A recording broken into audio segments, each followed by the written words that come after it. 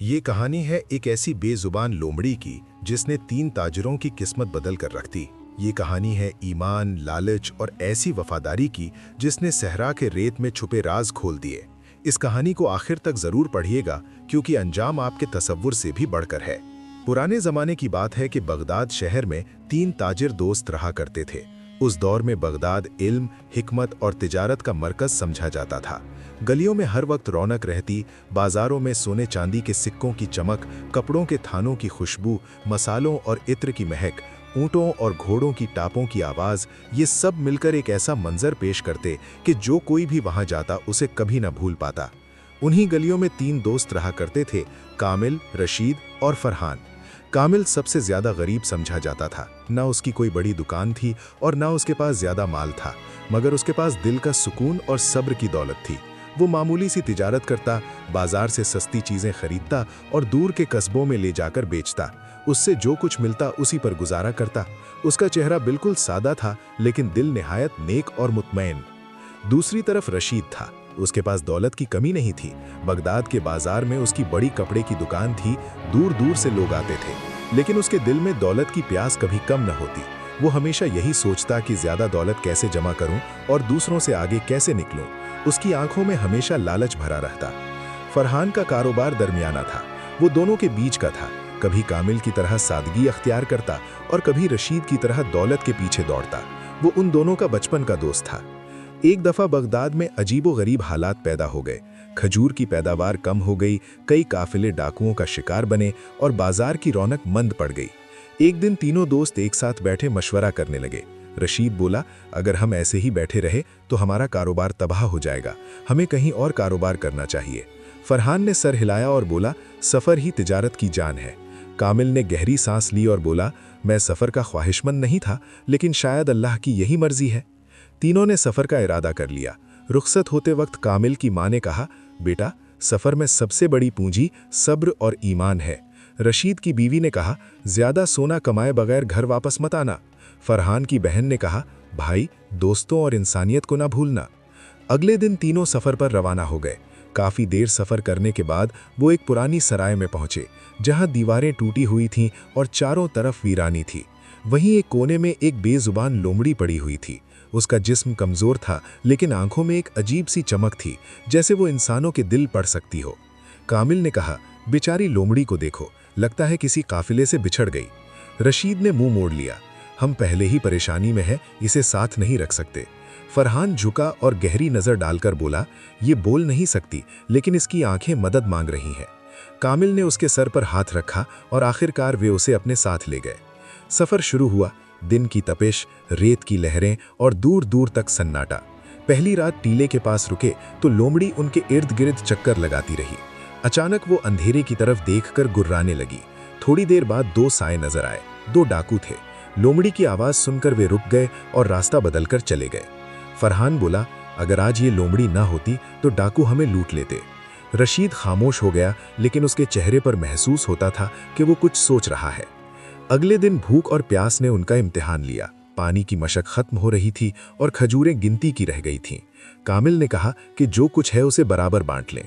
रशीद कुछ अपने लिए बचाने लगा, जिस पर दोनों में तलखी हो गई। फरहान ने समझाया, अगर हम एक दूसरे पर भरोसा न किया तो सफ़र अधूरा रह जाएगा।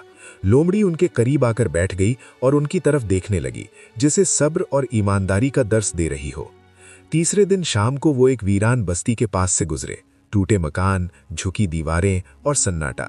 रात वहीं गुजारने का इरादा किया। जैसे ही सामान रखा, लोमड़ी जोर जोर से चीखने लगी। कामिल ने कहा, इसकी चीख की कोई वजह जरूर है। चंद लम्हों बाद जहरीले सांप छतों से गिरने लगे। लोमड़ी ने पहले खबर दी, वरना वे खतरे में पड़ जाते। उन्होंने आग जलाई और सांपों को भगा दिया। उस रात तीनों ने मान लिया कि ये लोमड़ी उनकी जान के मुहाफिज है।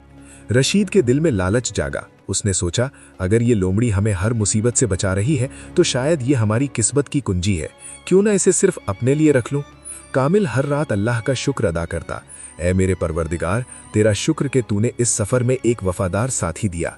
फरहान मुस्कुराकर बोला, वाकई ये बोलती नहीं मगर इसकी वफादारी बोलती है। सफ़र और मुश्किल होता गया। अचानक लोमड़ी दौड़ी और झाड़ियों में गायब हो गई। तीनों उसके पीछे दौड़े। देखा कि वो ज़मीन खोद रही है। मिट्टी नरम थी।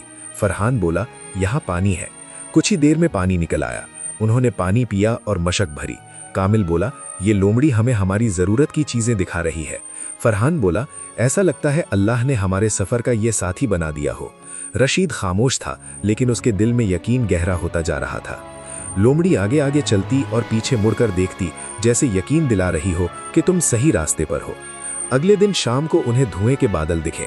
करीब जाकर पता चला कि एक छोटा शहर है जहां बाजारों में चहल पहल थी।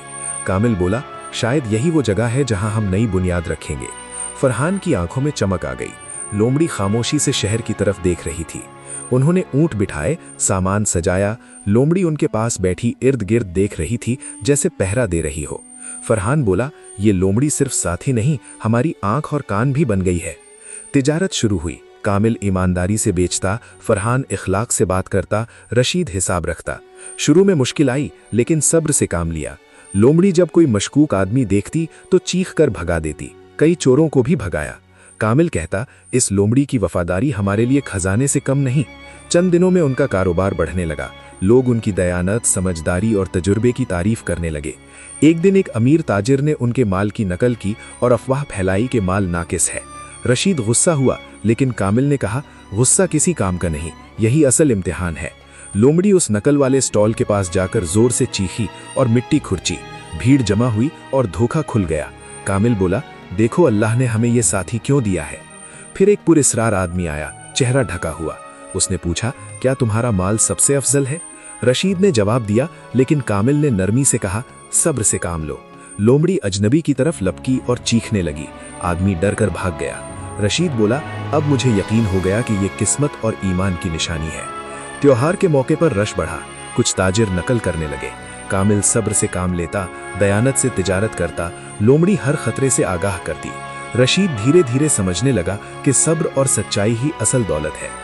एक शाम वीरान घर के पास कुछ अजनबी दिखे। लोमड़ी दौड़कर भौंकने लगी। कामिल ने खबरदार किया।